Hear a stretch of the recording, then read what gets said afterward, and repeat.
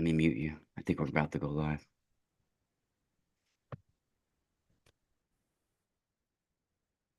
I think I can mute you, can I? What happened? Did it go live? No, we're not live that I can tell. We're still. I think it is live. Yeah, it is. Doesn't. Yep, it's being. I don't know why it's not saying it on our end, but it is on Okay. YouTube. Let me pull it up. So I think we are live. So in case anybody's gonna say anything, we're live. Let me think. Trying to pull it up myself to make sure because I don't know why it's not telling me on. Oh wait, it says it up in the right hand corner. Live on YouTube here. Usually it had a bigger thing letting me know. Yeah, I see it as up there now as well. So it just Yeah. popped up for me. Let me try to pull the chat room up too. Well, welcome everybody while I get the chat room. We got Gary Wayne joining us today on the Space Water Podcast. Very special guest, longtime guest here, everybody. You can find him at Genesis6conspiracy.com. And you guys know that he has two books in the Genesis 6 conspiracy series. And you guys can always find Gary Wayne on his social media as well and on his website. And I got the chat room finally up as well. Joining us. Yeah, here we go. We got it. So thank you guys for bearing with me for a few moments while we had a little bit of technical difficulties. It is great to see Gary. Last few times we had him on, of course, he was uh only audio, and he was away at his summer home with his family, spending great family time.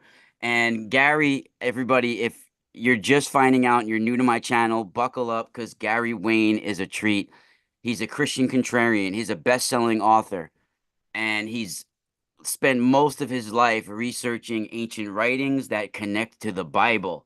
So people, buckle up. We got Mr. Gary Wayne in the house, and once again, today's podcast is called the Space Water Podcast. We're sponsored by the MysticalSpiralStore.com, and our guest is Gary Wayne from Genesis6conspiracy.com. Gary, it's a pleasure to have you back on video.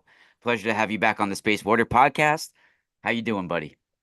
Doing well, and so happy to be back on the show and talking about some of the topics that we talk about because I think we get into areas that other people dare not go, and it's a That's lot of true. fun, but it's also, I think, quite enlightening and helps people connect the dots. So trying to unravel prehistory, both before and after the flood, is tough enough as it is, but to get some sort of something that makes sense, that connects with all this massive amount of information that's out there that most of the seculars and who teach history and prehistory absolutely ignore, or just say, you know what, whatever they're talking about there doesn't fit our narrative, so we're not going to acknowledge that.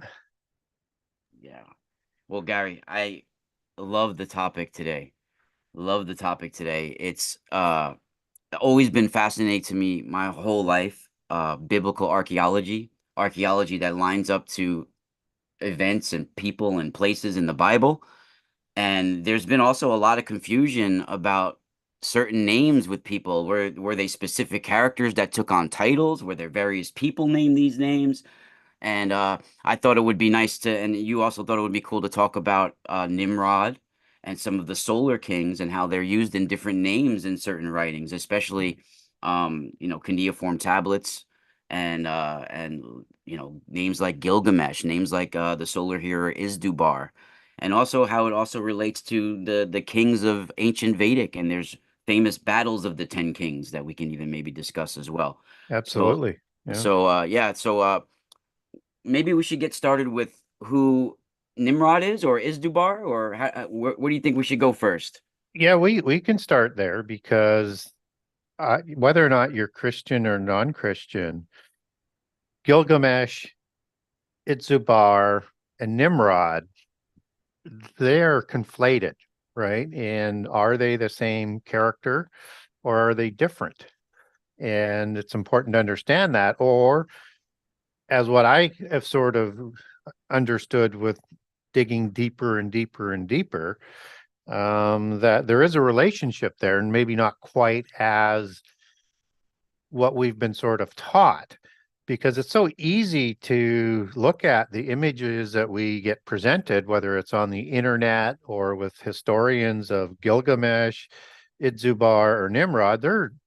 They're showing the same reliefs as the same individual, the same sort of description. So the common description is really dark black hair, dark black curly hair, I mean beards, and very much a giant, and typically an Anunnaki based on the images that we get. And I'm not even gonna say that those descriptions are inaccurate, but we need to understand the nuances, and so we can figure out the chronology, because when you start conflating characters, if you get that wrong, your chronology gets all messed up. So the first thing that I would say is that a fellow by the name of George Smith, and then Sayce, who uh, did additional work that sort of adds on to what Smith did and did some additional translations of his work. They classified uh, Nimrod as Gilgamesh and Itzubar. But Smith was the one who basically said Nimrod is Itzubar. And he was translating from the 12 tablets of Itzubar. And if that sounds familiar, you have the 12 tablets of Gilgamesh. So what we learn as you go into each of those two texts, whether it's the Epic of Gilgamesh, that matches up with the 12 tablets on Idzubar, you find out that they're telling the same story, different character names. And the descriptions are identical. And in those descriptions, you have, as I said, you have this mighty king, you have this giant dynastic king, you have this mighty hunter, you have this warrior king, kings of Uruk. And that's describing both Itzubar and Gilgamesh. And so they're identical. They're even the same size. They're nine, they're 11 cubits tall, 4 cubits wide, both. I mean, there is no doubt they all both go to the cedar forest. There's some different transliterations with the name of King Hababa of the cedar forest, but they're talking about the same individual. So I look at Itzubar just being a different transliteration from Babylonia than Gilgamesh, which would be more, you could look at Sumerian, but that typically is not quite accurate, because you would have sort of a different sort of spelling with the B and the G there. So I would just look at the Gilgamesh one as being more of the ancient sort of version than the later version of the Itzubar, because the Babylonian comes out of the Sumerian, Akkadian, Elamite, Persian sort of history, right, and languages. So I would, but they're so similar. I mean, who cares whether they have a different name? And if you understand in ancient history that kings had many titles and names, just as the gods did, and they would describe different aspect of it. And one might have been to just honor the god that they've chosen for their pantheon. So if you look at let's say the Egyptian pantheon, for example, you have, Amenhotep the fourth, which is the same as Akhenaten. One is the first name, Amun, which is honoring the god, chief god of the pantheon at that time. But when he goes to Aten worship, he changes his name to reflect that. And so different titles, different regions that they would oversee would have an effect on what that individual would be named. So I think and then you have different transliterations into different languages. So you have to really go to the basics of the story. So I think Itzubar and Gilgamesh are identical, and I write about that in book 2. But I don't think that they are Nimrod.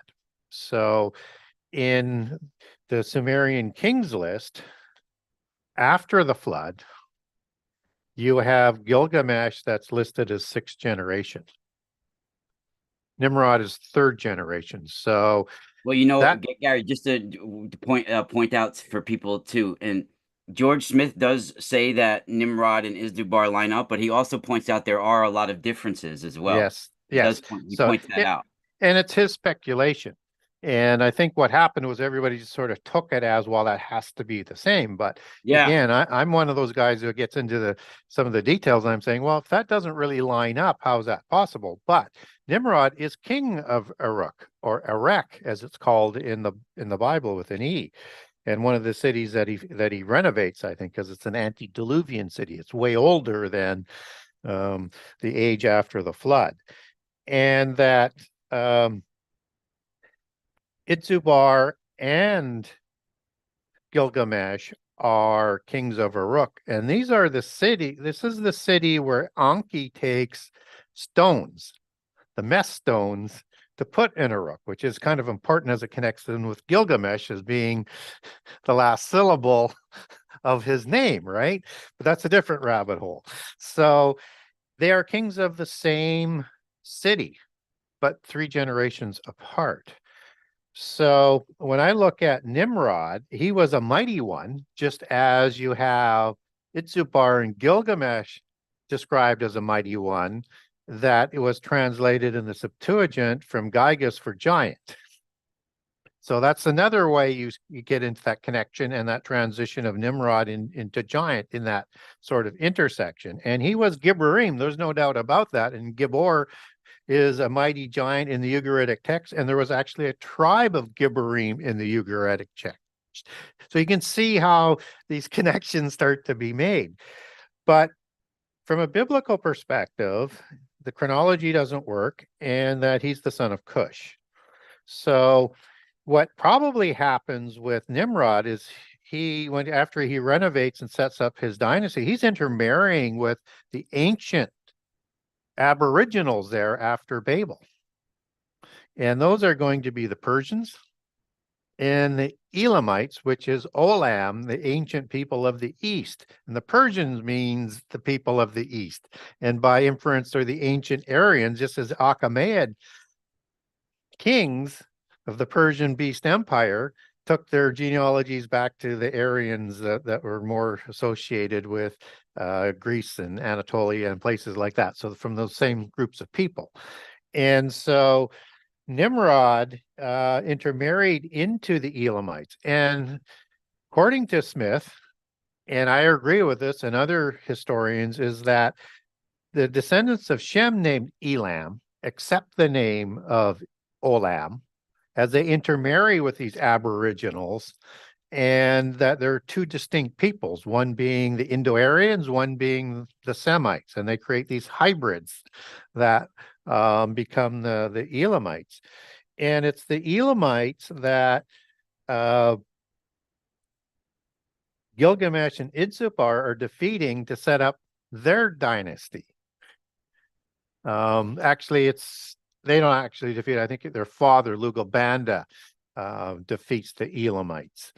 And so things are starting to become clear. So they're inheriting this dynastic kingship. There is also an individual in the Sumerian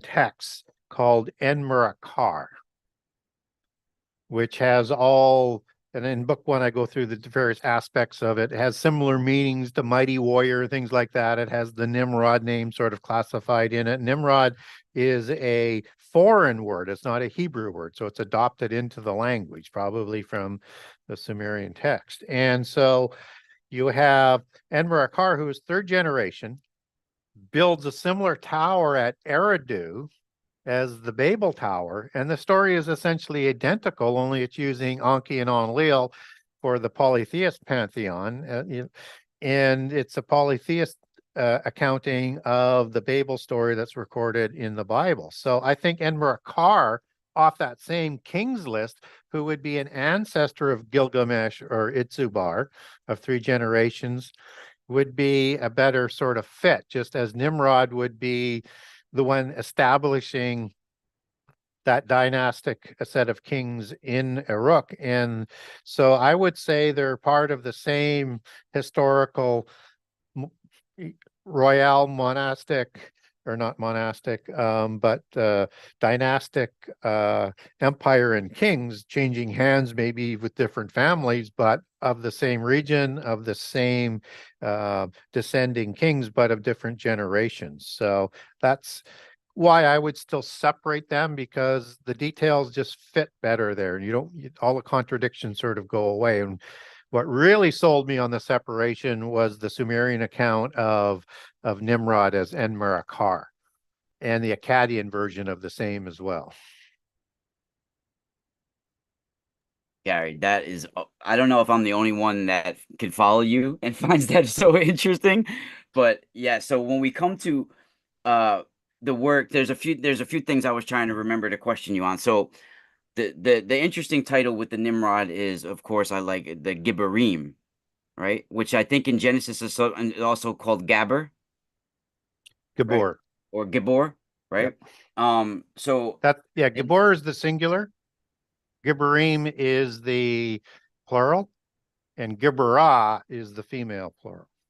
so George Smith had pointed out also that there was an equivalent of that Gabor or Gabar, because he has writes it like G, it also pronounced Gabber in some ways, right? Yep. Is an interesting title for Izdubar is Buvalu, which translates as the giant.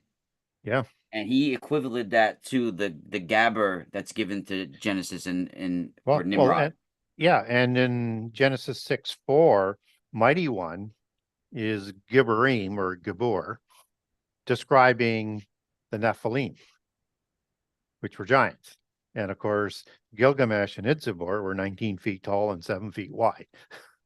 Yeah, I mean, yeah, they have him as a giant, a subduer of great animals in times after Yeah, a flood, right? yeah, And then he was a sovereign of Babylonia yep, and Uruk or Eric. Is yep, that that's right? yep, Uruk or Eric is, and yep. so that's Same city. incredible. Yep.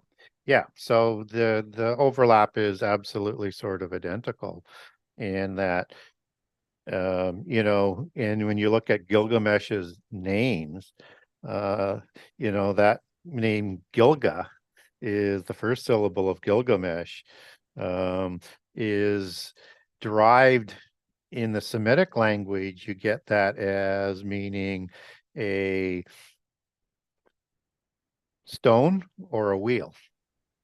Wow, So now you have a wheel, a stone, Wheels of uh, Stone. yeah, wheels of stones, and Yeah, also these were the stones from heaven, or the wheel of the stones, or Wheel of the in Sun it could even be yeah, and it also means hero in Mesopotamian language. So he's also understood as the hero of the stones. the solar So hero of the stones. yeah, Yeah. and then you Yeah. have Gilgal Raphaim, the wheel of the giants. Wow.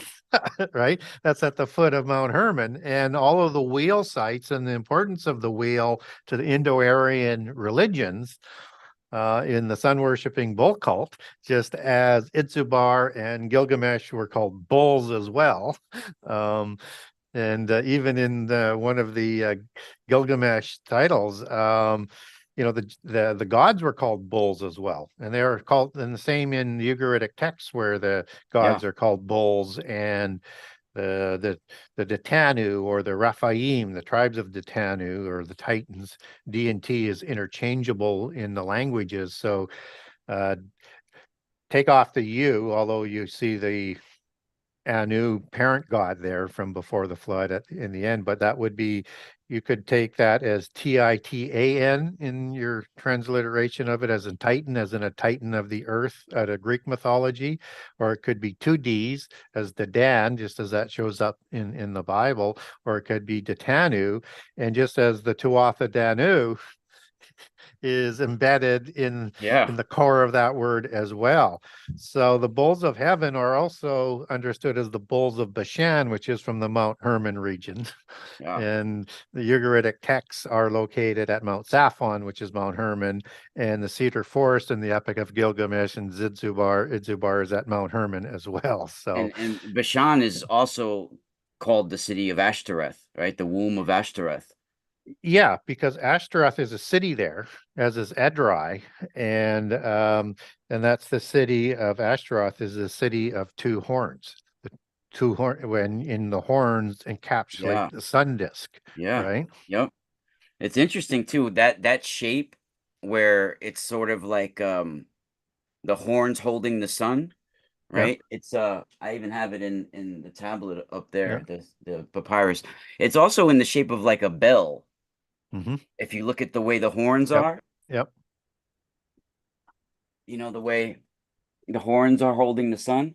yep, yep, If the horn closed off, it's sort of like a rose or a bell, and that is yeah, very plasma and unit cosmic type symbols that form in supernova explosions, yeah, all sorts of things. and something that the Nazis were creating were that bell shape that Yeah. was thought to be some sort of portal technology or gateway And you technology got to or look at the super weapon. context. It's holding a friggin' sun, Yeah. right? It's So and yeah, so it seems to be very highly technological. And I also thought to bring up, Gary, I'm interested in your comment on this, and if you've looked at this before. Is-Dubar also was said to have a son.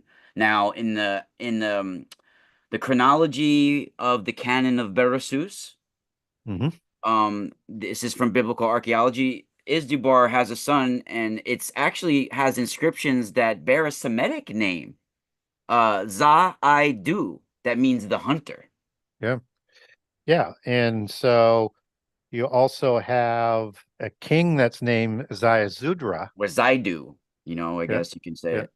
Ziusudra is one of the transliterations for Utnapishtim, which is the first king, or is the king the time of the flood, and takes his family to repopulate after the flood. So, and of course, they're both described in both accounts, whether it's Ziusudra or um, Utnapishtim, two-thirds God and one-third human.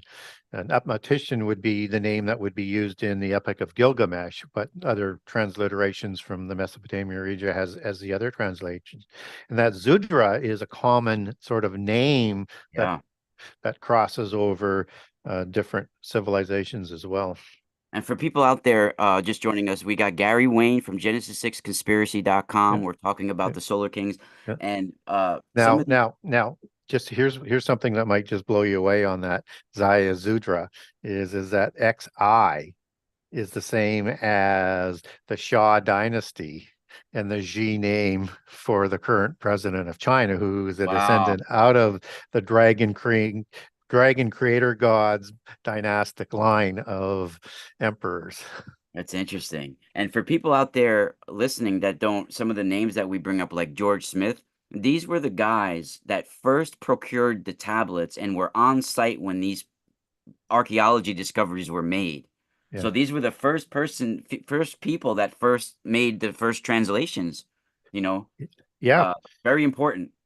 it is important because and it's interesting to see. I mean, as they do the translations, it's good to compare other translations and you see where they're struggling to sort of make sense of things in terms of the the the chronology of history and the different meanings. And they're also looking for comparatives in other Exactly. languages. And they'll give you Yeah. those sort of examples so that you can say, okay, that makes sense or that doesn't make sense. But it's not from a preconceived conclusion that isn't allowed to be sort That's of important. Yes. challenged. They're Yeah. just trying to figure it out. And Yep. that's the beauty of that older research. That's so important. That's so important. And I first got um interested in biblical archaeology and the Society of Biblical Archaeology. People, you could get reprints of the books. They have massive volumes of from the Society of Biblical Archaeology that have all these guys, George Smith and various other people that we're going to mention that contributed to some of the translations. and it's really worth it if you guys are in there because it weeds out all those modern day, opinions and all that, like Gary mentioned. Very Yeah. important. And there is like the 12 tablets of Isdubar that you had mentioned. It's very interesting that like you even said the number 12. Yes. And there's a four names as well. A lot of these are I guess Semitic names. Um that come from the second dynasty of Berasuts. And also, okay, Kisu also was a great town in Babylon, and there's mounds of Himmer. Where is it? Where's the one? Where was that? I don't know. I'll come back to that. There was four other names that had to do with Isdubar that I was going to mention, but I guess it's not here. It's probably in another one. Um, yeah, I don't remember. But so we went over the part with Buvalu, right? The giant part. Yeah, we went over that. I Yep. made a note. Okay, so where should we go with the Isdubar? You want Well, to you want to leave it at that, or you want to go into the kings, the 10 kings?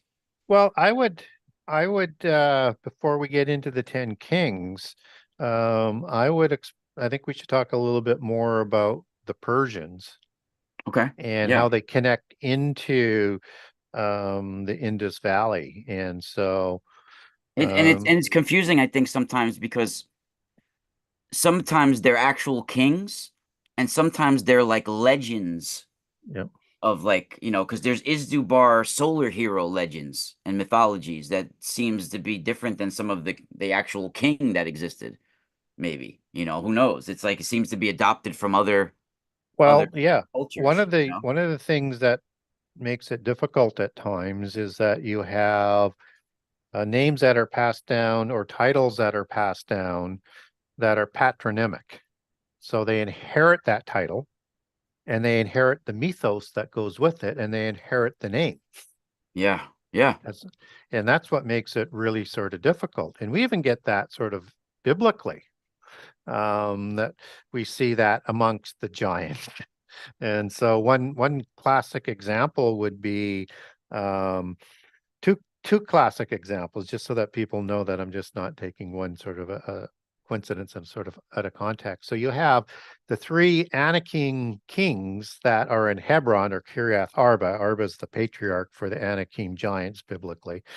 And from the book of Joshua, we're told that. And that the three kings in Kiriath Arba or Hemrah at the time of Moses and Caleb and the scouts going in are Ahiman, which is patronymic, um, Sheshai, which is patronymic and connected to the Hyksos kings, and also Talmai, which is connected both to the Hyksos kings and other kings. And Talmai shows up later in the Bible to keep it biblical for Christians listening in, is the king of Geshur, which are the Geshurim, which are giants in the Mount Hermon region. The Geshurim are both close to the Egypt border and another pocket of them in the mountain regions. And he has a daughter named Amaka, which is a matronymic name of giant queens. Um, and Absalom is born from a treaty made between King David and King Talmai, where he marries Maacah that produces Absalom, who becomes a hybrid, and he escapes back to Geshur for safety, and then conspires with Talmai to overthrow and kill and start a civil war in Israel, and makes his headquarters at Hebron or Kiriath Arba. And so just the intricate details of understanding that patronymic ideology, and King Saul, which is a name that is given to him, that means in Hebrew that the Israelites asked for, is interesting, is the same name as one of the kings of Edom or the dukes of Edom, which are giants, red-haired giants in this case, in the Edom area, and his name is Saul. So that patronymic, and Maacah is, goes down into Israelite wives uh, being named after that marriage with David as well. So those names are passed on. That's what makes it sort of confusing. So we have to be careful and Yeah, I match up think it's other details for the yeah, and I chronology. think it's Yep. important for people to, and Gary will probably for sure agree on this. I think it's important for people to understand too, when we talk about these ancient Aryan tribes, Aryans weren't just white. Everybody thinks that Aryans are have to do with just white tribes. They were some of the most diverse people on the planet. Right? I mean, and even some of the ancient writers talked about the Thracians being one of the most diverse, second to the Hindus. These Aryans, they end up being Hindus, a lot of them. They end up Yeah. being, Indians and from India, and all of the all over the planet. So you had white ones with red hair and green eyes, like they're related to people in Scotland and Ireland, Yeah. and you also had the Aryan tribes that end up being like Hindus of the modern day. So I think as people, it's important we point out that they weren't just everybody thinks that like I see comments all the time, even like my true Aryan white race and all of this. The Aryans were very diverse. Yeah. Yeah, and different colored hair, just so we talked about the dark-haired ones, Yeah. and red hair and blonde-haired ones. And again, we don't know how many different distinctions that they were. One presupposes it had something to do with the stock of the human female that would have intermarried with Huh. the the fallen angel, right? That would dictate some of that. Um, and so, and the Thracians, which are, as I recall, generally dark-haired as well. And we're not told much of the skin color there, but they seem to be distinct.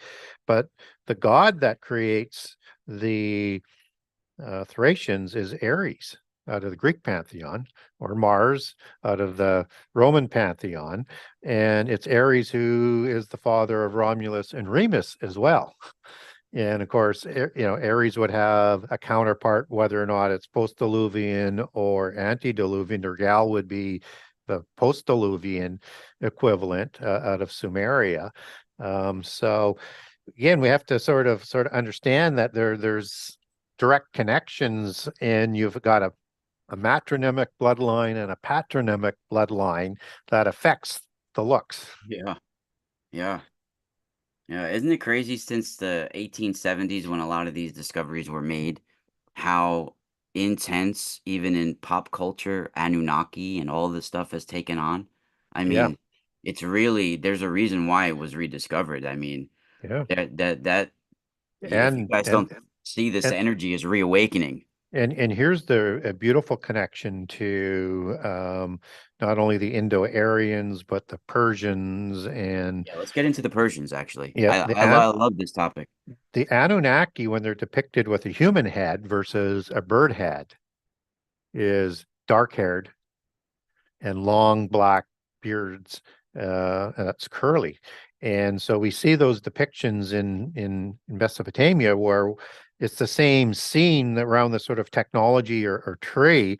They all both have wings, but one has the face of a bird and one has the face of a human.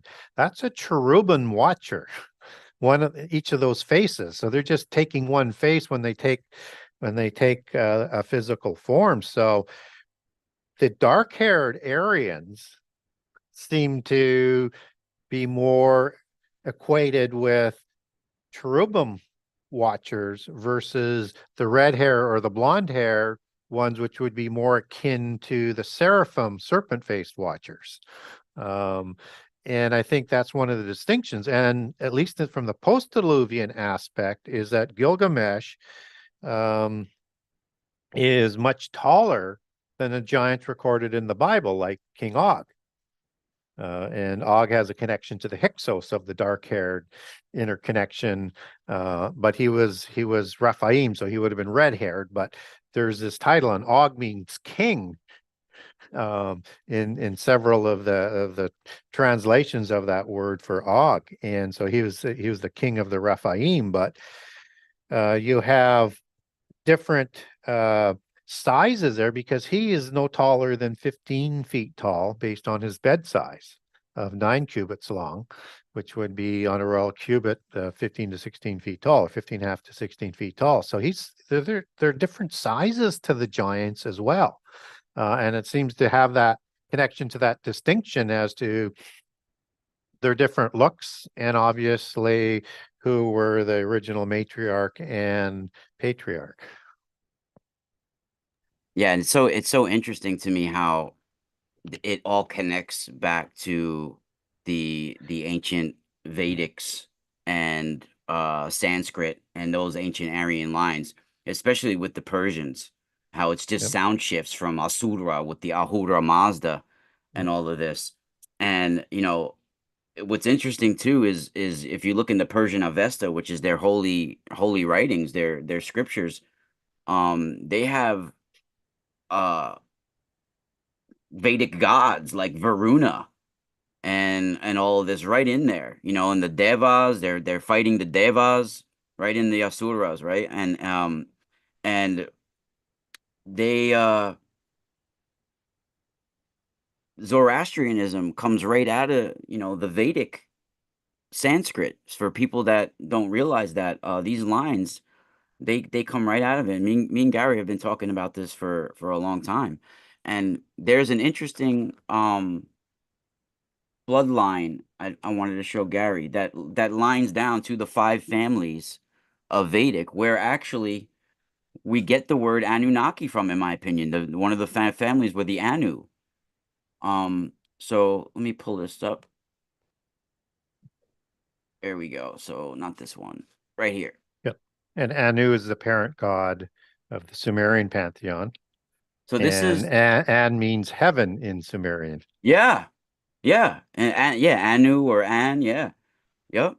So this is the great dynasty of Nahusha, which is lines up with the one of the King Sudas, who was one of the main Yep. kings, Aryan kings. So this is of course, first was Manu, and then you Yep. have Elah, Yep. Puru Ravas, Ayus, Nahusha, and Yayati, and from them you have those five Vedic families: Yep. Turvasa, Yadu, Puru, Drudyu, and the Anu. Yeah. So just so I understand from the historical dating of what you're referring to, are you pulling that out of the Puranic or the Jain um, Vedas, or are Yeah, this you is the going? Vedas. Yes, but there's two sets of Vedas, right? So this is the Rig Vedic period. So you're talking about the older period then Yeah, than the Puranic period, which is yes. because typically Manu is one of the seven sages on the arc story in the Vedas. But again, those names are passed down. So I was just trying to get a dating as where they start. So just so people know how I sort of look at it is when I look at Yeah, this would be the like Puranic Vedic yeah, kings list. Yeah. right. So Puranic would be after the flood. In my understanding, the Vedas are told in two different sort of groups of writings, and the older ones are the Vedas that are as many as 5,000 years old or even older. And even the Puranic ones, they will go back to like 80,000 years before. But they're a lot older than what the seculars would um, date them to. And so there are, from the Sudas family, from the older Vedas, would put them before the flood, but the Puranic versions put them a little bit after the flood. Now, again, we have to go back to what we talked before. The constant is naming people after the flood with names from before the flood. And Gilgamesh is a perfect example of that. So we just talked about Gilgamesh as being sixth generation king of Uruk after the flood in the Ugaritic texts and in all of the Sumerian texts. But in the book of Enoch of giants, Gilgamesh is a giant before the flood.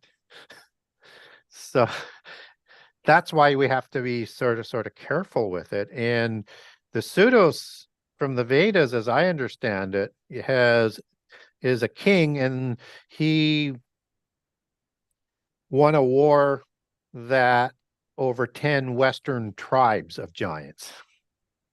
And then they amalgamated that afterwards into one religion, all the different gods from one of the religions. So I have a trouble distinguishing, is this an antediluvian story or is this after the flood with the line of kings after the flood? So Can you guys see that? yeah, I can. You guys, they could see it, right? One. Yeah. All right. And that Sudus was that first universal monarch and sort of the established of this merged sort of pantheon. Now, to me, that would suggest maybe more after the flood, but who knows? Maybe that was done before the flood as well. It's hard to know. Yeah, I'm they not have it written in the Rig Veda, so I'm not sure if that is pre-flood or post-flood. Yeah, That's the oldest of the Sanskrit. it is, which means it's not going to be the 14th to the 18th century as the secular historians would date it to. And I would go back to, the experts and the historians from India that would say this is a much older story and it's probably an antediluvian story, which matches from Anu up better as an antediluvian story because he's a parent god that Yeah. rules before the flood, whereas Anki and Enlil and those offspring gods rule after the flood. Yeah. Well, from my work research and all the years I've been reading about and studying on it, the Rig Veda has battles much similar to the later Mahabharata, right? Where Sudas has this legendary battle of the 10 kings that they call Das Rajna, Dasarajna. And there's like a last major epic in the Rig Veda that has this, and it's has the dynasty of Sudas in it, Yes. Now, and it, Suda's, it's like he's, the really significant war too. It's like yeah. it's like it So has to do with the whole plot of the Veda. yeah. So one of my questions when I look at that is to sort of resolve it, is Sudas perhaps an equivalent to Ziusudra or Utnapishtim or Deucalion out of the Greek mythology as a giant that survives the flood? Yeah, and then what's interesting too, Gary, is that they describe Sudas as um the enemies of him are fallen Aryans. They're from the same source, but they Yes. spiritually fell. Yes. Just All different right. tribes or different tribes, Yeah, different but they nations. were, yes, they were once united as Yes. and they went to war amongst each other, and this is how an Aryan Yep. division happened. Yep. Wasn't And really an then invasion; they divided. yeah. And then that matches up with the great wars before the flood that led to the flood, right? And then if you subscribe to them surviving, then it's the same sort of dynastic bloodlines that are carrying on things after the flood. I think there's, I tend to be more for a second incursion for giants after the flood, but biblically, I can make a case that God was only going to destroy everything he created in Genesis 6 and 7 for the flood.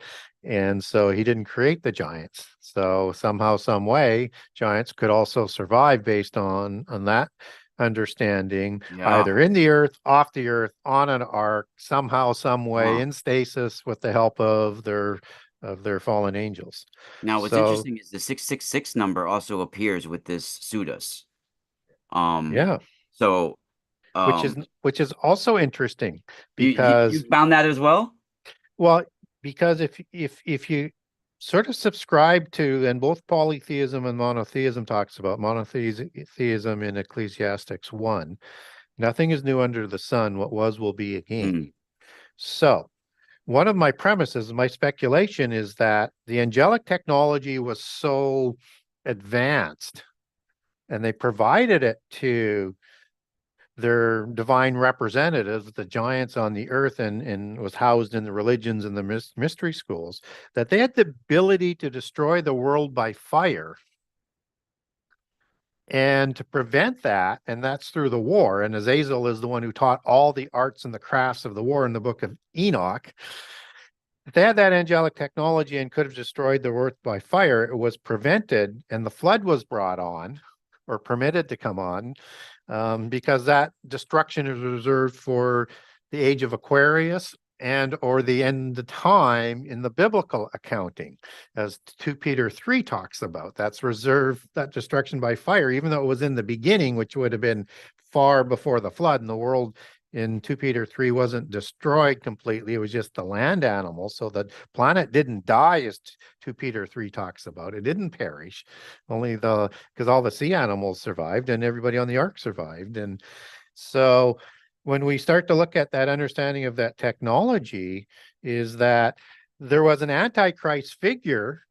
If you follow that, you have an antichrist figure coming in the end time associated with 666, and nothing is new under the sun. Yeah, I agree. That's so true. I agree with that 100%. But there's hymns. Check this out. There's hymns. Sudas has hymns that indicate the 666 stuff. And he defeats his own kinsman. So there Yeah, it says in the Vedic right here. This is from Rig Veda 7, 18, 11, 14. The king defeated the 21 famous peoples of both Vaikaranyas, of the Anu and Druyus. 60,000, 6,000, and 66 warriors were put to sleep. yeah, That's very interesting because some people determine it as 66 or 600,066 or 6 yeah, million, but that's 666. And they were put to sleep, yeah, these warriors. They weren't yeah, killed, Gary. yeah, They were put into sleep. Some sort of suspended animation, some sort of what are we talking about here? They were yeah. just put to sleep? You could be talking about stasis, and there's a lot of theories that in the end time we're going to have giants awaken from these chambers, like sarcophagi or whatever they were put He didn't give into. them a choice. He Yeah, defeated them and put yeah, them to sleep. And they were yeah, his own kinsmen. yeah. Or they went to the pit prison and are going to be released. That could be considered as that as well. But Oh wow, yeah. we're into an allegorical language, and for giants, those spirits don't sleep. Human spirits sleep. Giant spirits, they go to three places with if when their body dies. One is to where their gods are in heaven, which is in Hades and Sheol. One to the pit prison, or they wander the earth as evil spirits and demons, right? So something has put them into a state of sleep, or that's an allegory for something else that maybe just is in another dimension and away. I mean, we don't know, but it's an odd language. But Yeah. And uh, he's also talked about as conquering the sun and time, yeah, right? So yeah, and then they have it's a great civil war, right? yeah. And they have more specific names that are mentioned. I wrote down for you that you might find interesting. I'm probably going to butcher them, but they're Pakthasus, Balanasas, Bananatas, Alinasas, Vishan Inanas, Shivanas, Ajasas, Shigarus, and Yakshus. Those were more.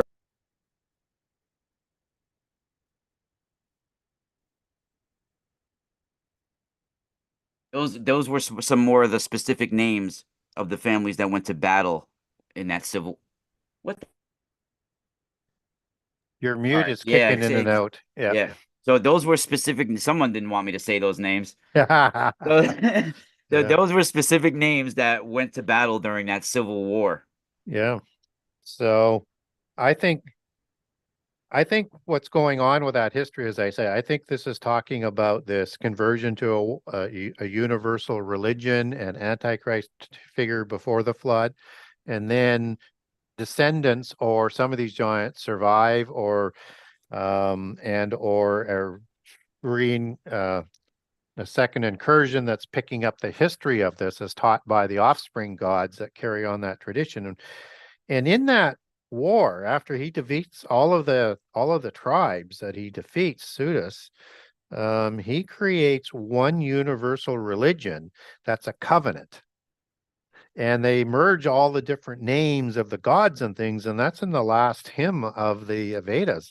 And that's like a universal religion of the end time. That's why, again, it fits with more of an apocalyptic time, um, as opposed to right after the flood, that I think the Puranic ones tend to sort of continue with that, as opposed to um, be Yeah. the start of it, right? Just Because like that's Manu, it's he's just also the original man, I think. Manu, yeah, you know? he could be the original man, yeah, or Yeah. he could be one of the seven, because there's seven rishis on that ark, right? He Yeah. it could be understood as one of the seven offspring gods for some reason, because you have these seven sages, the seven Sabeti, the seven, Yeah. they're known by different names, Seven in different Kabiri. cultures. Yeah. Yeah. They restart civilization by providing knowledge after the flood. Osiris is considered one of those seven out of the Egyptian pantheon. And Quetzalcoatl would be another one out of that they provided this knowledge after the flood. So, I and think it's again, linked to like to the seven rivers of Indra that he has to release as well, yeah, you know? yeah. Yeah, and again, the seven rivers are very closely associated with Sudra in the Yeah. storing of the Vedas. So, very, very interesting on that Very sort of interesting. aspect. Yeah. Very interesting. And this seems to have taken on an incredible turn with our media, entertainment. I mean, like we pointed out in a future show, Gary even sent me the files, everybody. I posted it for people to get it. If Yeah. you want it, you can contact Gary or me. But Gary has sent me a file where Hillary Clinton was looking for Gilgamesh, Yeah.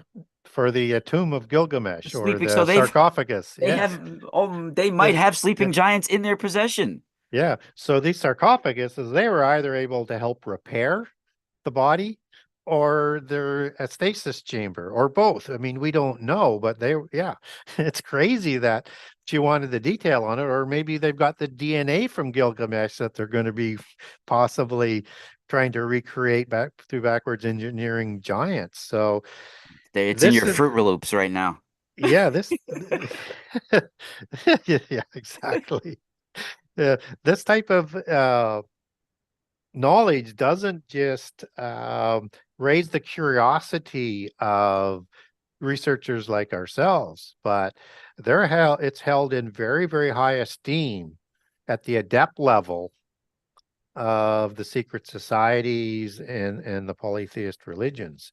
And so they're very much interested, just as the Nazis were trying to collect everything on the occult, whether not that would be as in hidden knowledge and things like that, whether it's the Ark of the Covenant, the Grail, Spear of Longinus, anything on Tula or Thule, and the giants, and they were trying to create the new man. That is a common sort of belief system that they're trying to recreate. So it's really important to understand. And another thing that I thought I'd throw out as an interesting connection, again, both before and after the flood, understand when we were talking about Gilgal Raphaim, that's dated to somewhere between 2700 and 3500 BC. So it's antediluvian, even though it had significant importance after the flood, and the wheel sites were set up on significantly important ancient locations. But in that resolution and peace and that bringing together of that religion, they had the Shakaratine. I probably butchered that as well, but that's the symbol of the wheel that they have in the Puranic aspect of it. Yeah. And that's the wheel culture again. This is the Indo-Aryan giant religious system. Yeah. The solar kings, the solar Yeah, wheel. is Yeah. that shows up in all the other cultures. Yep. I Yep. mean, you just Zeus, yeah, everything. Yeah. yeah. Yep. And then that allegory goes right through so many of the other things. And so if you look at the Mayan calendar, for example, it's a giant wheel. Even the Vedic temples have those wheels. Yeah.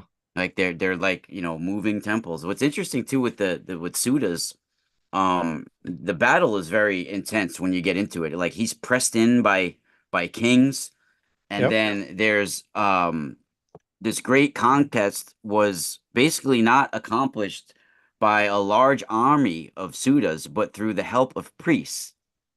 And they were called Vashista and Vishwamitra, who appeared as white-robed warriors without arms. Yep. That's what's insane, Yeah. right? And they help him cross a river through these great chants and during a flood as well. So the priest helps Sudas cross the river in a flood. His enemies are drowned in the flood, and he destroys these armies not with like a great army himself, but with white-robed warriors without arms. Thought you would find that interesting. Yeah. I mean, that doesn't sound like priests. Yeah, Unless they're able to manifest all the powers of sort of heaven and bring that into play. I mean, that's a possibility too, as what we sort of learned from the wizards and things like that from occult history. But it sounds more like gods or angels, right? yeah, yep, yep. Very interesting. Yeah, you guys can look into the Rig Veda and the translations of the Rig Vedas in English, and you guys will see the what I'm talking about. There's all sorts of things you guys can go down, all sorts of tunnels with that. And that 10 king repeats, you know, uh in Sardinia there's a legend of 10 Yeah. kings. It's an antediluvian standard 10 kings, 10 kings of the Sumerian list before the flood, the 10 patriarchs of the Sethites after the flood. There's 10 that the Gnostics would add on after Lamech in the Cain line. It is a standard around the world for the ancient antediluvian world, which again sort of um, gets us closer to the original aspects of Xudas, and with that tradition carrying over after the flood. And you've referred to Berosus a few times, and his name is up there. And he Yeah. was a Chaldean priest, I figured and I'd bring it up since you mentioned Lamech.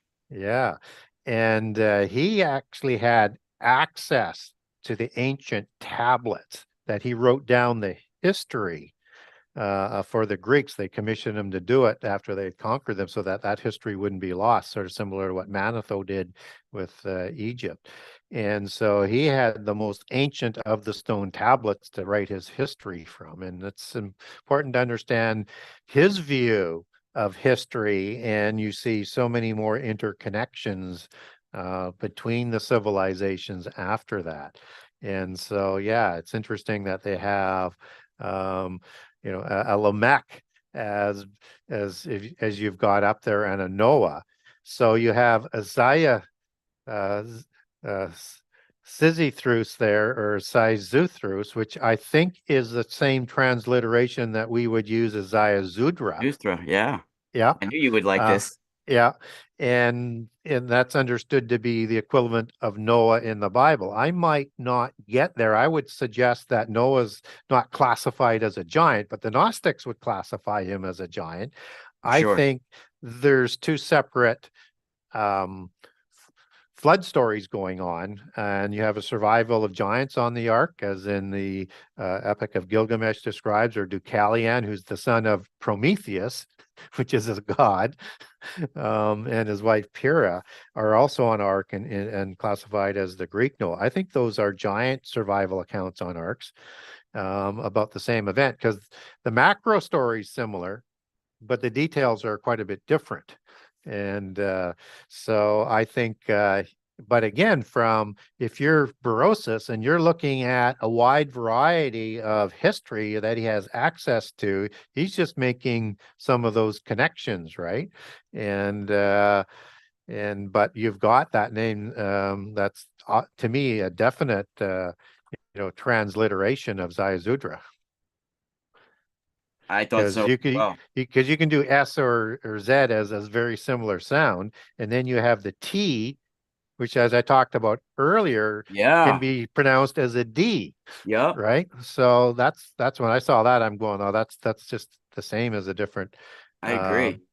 uh, Now, I don't know how you go from Ardates to Lamech, but again, Yeah. if we understand they had different names in different languages or different titles, who knows how you get there? But that's where he would have associated with. But what's interesting about that is that in the Gnostic belief system, they believe by the time you get to Lamech, they're giants, and that they're those 10 kings of the Cainite bloodline matches up with the Sumerian kings list and populate most of those 10 kings. Then you can see that sort of understanding as making sense. Yeah. There's also Nimrod. See, the translation I have like is in Greek is in French here, so I have to get it translated. But basically, from what I can look at it, is they're saying he's the same deity as Amurud or Marduk in some tablets. Well, that's interesting. Yeah, it's in French. Let me see. It's from the Society of Biblical Archaeology from 1874. This one's in French though, and I don't know much French. And it's by Joseph Grivel, and it was from April 7th, 1874. And it And has to that's do with Nimrod and Marduk. okay. Yeah.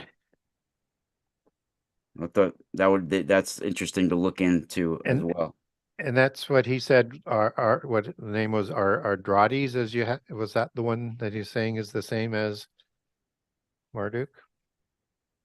Yeah, it's Amurud or Marduk. And then he has, I don't know, it's in French, so there's a Silik Muluki. The hell is that? Um, yeah, they have it as, let me see what the index says.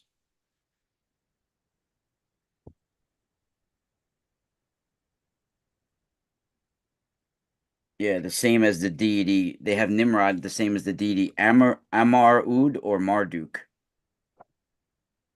Hmm. I gotta get it better translated because it's in French, but it's Yeah. in So Transactions of the Society of Biblical yeah, Archaeology, Volume yeah. 3. So here's how they probably get there. So it's thought that Nimrod's name is based in the hunter god Yeah, Nimru, out of the Sumerian pantheon, and I think that's probably how that whole sort of connection is. But because there was definitely a god of a similar name, and again, it's not unusual for a giant or and in this case, Enmerkar is probably a better connection back to Nimru, but I think both sort of work. And understand Nimrod is adopted into the Hebrew language, and that may not be the exact sort of spelling as it would have been. It would have been more, how does it fit into our language to put that in as a word? So, and Amaru is also an interesting god as well, that is of the Ugaritic text that he's listed on. And you have giants named Amor as well, named after that god, who are servants. Um, and so, again, I think that's how you see some of those names that are patronymically sort of passed down. And one would look at Nimrod, who's worshiping this polytheist pantheon that he adopts, that he imposes on everybody at Babel, that he would probably see himself in the image of the hunting god, right? And he would be the divine representative, would adopt that good title. point. Yeah. And so I think that you would see that reflected in his name. Yeah, that's a very good point. They take on the various names of the gods, you know. Yeah. Even the Egyptians, they called the western land of the setting sun, where the dead go, the land of Manu, Yeah. you know, which is very interesting. And the mountain where they buried their kings in Thebes, they call it the mountain of Manu, Yeah. you know. So, I mean, that more than suggests they're linked to the Manu Vedic lineage, you know? Well, and again, all the kings were Indo-Aryans, both before and after Yeah. the flood. Yeah. Yeah. And you have a wide sort of cross-pollination of those names that show up through records throughout the Middle East, and it's just sort of, whether or not you go from Asar to Osiris, right? Yeah. Um, And there's people out there, Gary. I'm not gonna mention names, but they literally do tours in Egypt and charge people, and they didn't even understand Osiris's name was Asar. yeah. Like I told her, she was like, and then I was like, yeah, it comes from there. She was like, what's an Asura? I'm like, wait a second. You go to Italy, you go to Egypt and charge people to take Yeah, tours that you're an yeah, Egyptologist and you don't even know what the friggin' Asar is? yeah. Oh my God. That's how clueless. So people don't go to Ancient Aliens out there and places like go there for entertainment. You come to Gary Wayne or to one of my podcasts and we'll get you with the better version of what you're looking for. Yeah, and so here's another thing is Asura is a name that is the exact same derivative as Asar or Osiris, right? As you come across of that. And also understand that in the transliteration of languages, an S and an H can be transliterated, particularly as you're crossing into India. So, for example, the land of Sudas, which was the Vesta Persians called Bharat, which is one of the ancient words for India, was also known as Hapto Hindu. But the transliteration name that is also understood is Sapta Sindhu. Gary, I love you. You're a man of my own heart. Yeah. So we have to Why keep couldn't I have these. grown up with you with as my uncle? We would have really been, I would have, oh my God. Yeah, and Ahura, or Asura, as you could understand that, is the title of the Lord of the Aryans, as in Ahura Mazda or Asura Mazda, and of the Zoroastrians. And so we have to keep these ancient names and transliterations in play as we try and connect the dots. And you just can't take one and sort of connect the dots. But Yeah. as we've just, and this is just the tip of the iceberg, is that this happens in many languages where you have the consistency of the same individual showing up with just those different transliterations. Yeah. And I think it's important too, because for many years I was researching and looking for connections without really knowing what connection I was looking for. I was just researching a lot of stuff. And then eventually I kind of focused on understand what connections I was looking for in life and what kind of path I was on and what I was searching Yep. for. Because for a while I was searching without really understanding what I was searching for. I was just going into all these because then you start going megalithic sites, this, that. It's like so much is underneath the topic of Yeah. it all. Yeah. And what's also interesting is that when you look at the Asuras, they were of the south and the Devas were of the north, and the Asuras were thought to be the good ones and the Devas were thought to be the evil ones. Yeah. So Depends what again, how side. it, it depends on The what Deva side that could mean you're on. demon or Yeah, divine, yeah, right? I yeah, think that's why they called Akhenaten a heretic because to some he was a heretic, and to the yeah, other sides he was a god. yeah. And it was all gods of the same pantheon. It's just which one you wanted to raise to the chief god of that sort of pantheon. Yeah, In that areas, as you understand that, it comes in and means noble, pure, and enlightened folk. And so these were the royales. And so if you understand that you had royales ruling both before and after the flood, and we still do to this day, and yeah. there's white hats and there's black hats, as they like to sell the concept to us to this day. I think it's interesting to point out too, Gary, is that during the time of like you brought up Akhenaten and his father Amenhotep III, um, they were that time Egypt was sort of intermarried with the Indo-Aryan Mitannis of Syria, Yeah, right? And Yep. and this is like really Vedic Sanskrit type energy, Yeah. right? And, So and and so it's not surprising that all of a sudden Akhenaten takes on a lot of those ideas, right? yeah, it was very common for the pharaohs of that period, and one presumes of other periods, but it's very clear with the Amarna dynasty that they would take pure blood matriarch queens from the Mitanni dynasty. Yeah, incredible, incredible. Incredible, everybody. The one and only Gary Wayne here on the Space Water podcast. He has two books in his Genesis 6 conspiracy series. You guys have any questions in the chat room? We can ask questions for a few minutes. If not, we're going to see you next time, everybody. Let me know in the chat room if you got any questions. I think there have been a few questions maybe throughout it. Let me see.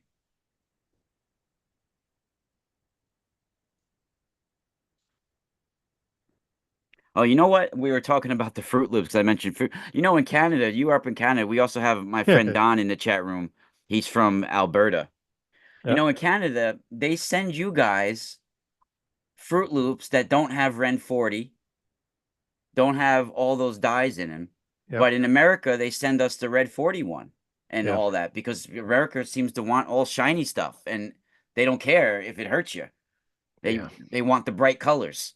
yeah. It's that the Europeans are the same way. They put restrictions on what you can do to change the colors on. Yeah, Yeah, so they have the real good Fruit Loops and they send it to Canada, but for some reason they don't send it to America. yeah.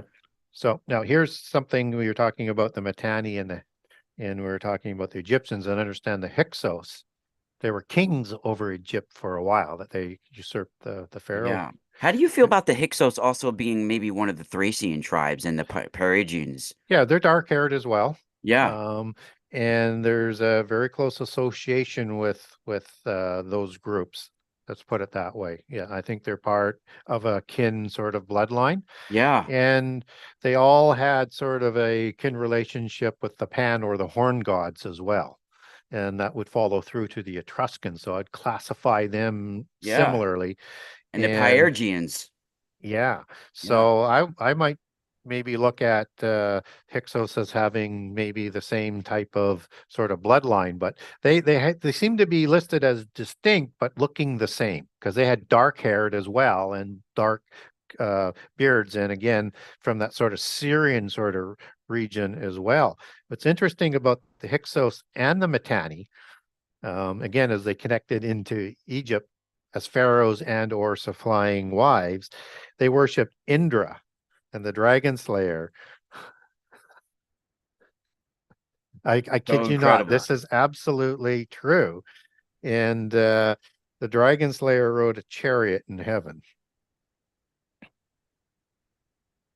It's incredible. And a lot of them worshipped Elah too, the goddess, Yep. god and goddess Now, Elah. yeah. Yeah.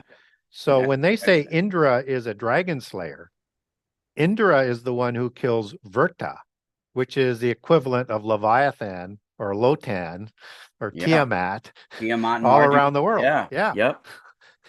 And again, that's a constant. And I actually have a chapter in book one where I list many of the religions around the world that have the same story of the death of the female Leviathan or Yeah, there's so many. there's a treaty of the Mitanni king Matiwaza and the Hittite king Subulumim. I don't know how to say the name. And it's dated from around 1380 BC, and it Yeah, mentions the Vedic gods yeah, Varuna, Indra, Mitra, and the Ajwins. yeah. So I wrote down a description of the Hyksos, and they had dark curly hair and beards. So when you see these Syrian kings that are depicted, these are Yeah. same as the Gilgamesh ones, right? Yeah, good Or the point, Gary. Itzubar and pigtails. They had colossal heads, like Kind of like the Sardinia heads, the giants. elongated skulls. Yeah, large aquiline noses. Um, and they had square foreheads and prominent lips. Wow. I mean, it is just uncanny. These are not humans. No, any So human that we know of. Yeah, that we would associate Yeah. with as human Yeah. anyways. So yeah, so again, you just can't dismiss these commonalities that go out through the different cultures. Yeah. Um, They have a couple of questions in the chat room. yep. And Gary is always great, everybody. He answers pretty much any question, as long as it's relative to what's going on. I mean, he'll answer anything. Is noble, pure, and enlightened ones still in existence? Yes, through the royales.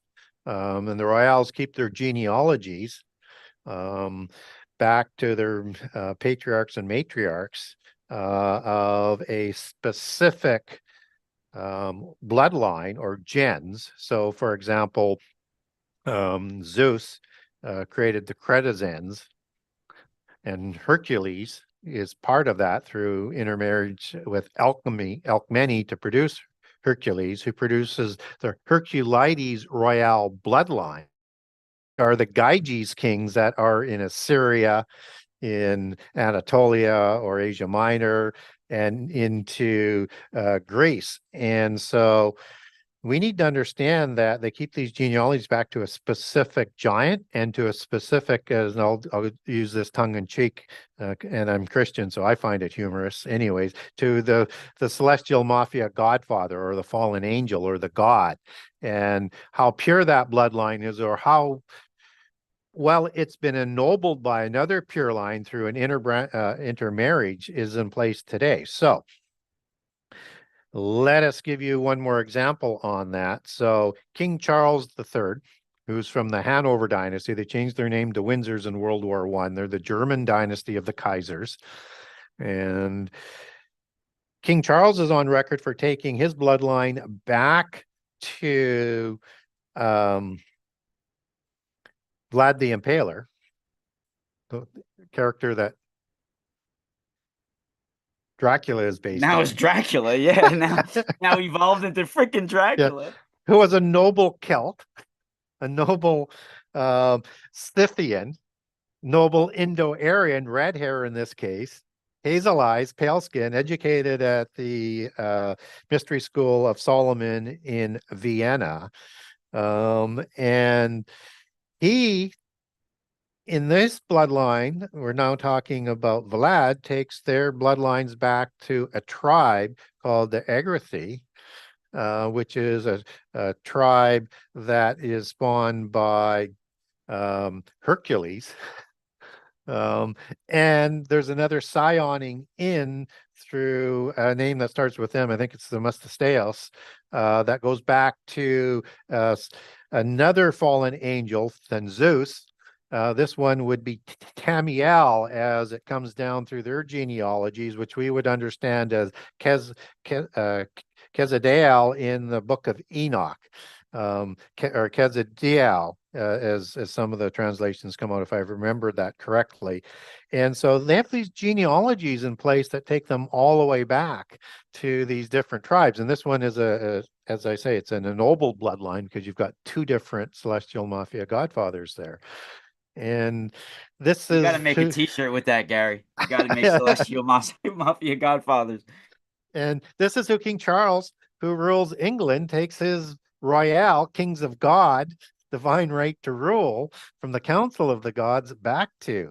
And the royales are still in power behind the scenes. It's the bloodlines. And so, I mean, the Anjou take their bloodlines back to Anu. I'd cover that off in book two. But there are different genses. So, like in Italy, people probably are familiar in the secret societies of the black nobility. There's two groups of black nobility in Italy. One is the senior and one is the junior. The junior one is families that moved over from Phoenicia and Tyre out of the Middle East into places like Venice and Florence and became the bankers and the merchants. The senior are the ones that are part of the Julia gens that go back to the senators, Augustus and Caesar families, the 100 families that come from Romulus and Remus, right? And then, of course, you also have the Fabia gens there as well, but that's more of the military gens as I understood it. But no, nonetheless, a separate gens from another god, right? So, yeah, they're still there. and they still are, doing things today, just as Shi comes from the Western branch of the Shah dynasties, of the royal bloodlines of the dragon creator gods. Just as Indra was a dragon slayer god who rode a chariot, and that the Eastern religions of China, and we know them biblically as the people of the East, as the Sinim, that religion, that is ancient Taoism, is a branch of Hinduism and Yeah, for Zoroastrianism as it sure. moved east, right? So, Yeah. Even the Chinese, they have that is at the beginning of their solar hero. Like is Dubar from the other they yep, have like Izanabi and Izanagi. yeah. Yeah.